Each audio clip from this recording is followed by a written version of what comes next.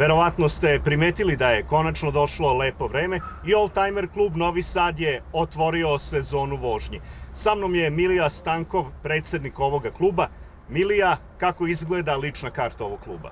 Znači, prvi zadatak kluba je otvaranje sezone, što to danas radimo. Cele zime smo čekali taj dan da počnemo malo da vozimo automobile, pošto je bilo i snega i leda i što šta.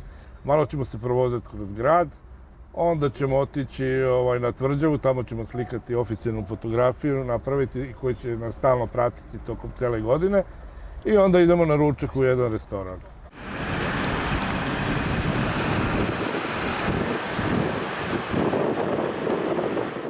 U ovom Opelu Rekord 2 vozio sam se kao dete kada me je deda stric vozio u njemu. Uzeo sam ga 2002. od familije i završena je restauracija 2008. godine. I od tada ga vozim non stop po izložbama. MGA, English Classic. Šta spremate za mesec maj?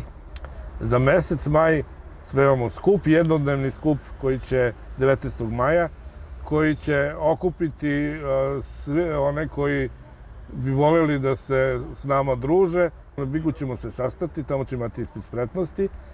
Tamo će biti predstavljeno vozilo, hibridno vozilo fakulteta mašinskog koji su studenti napravili, pa će novinari moći da ga probaju.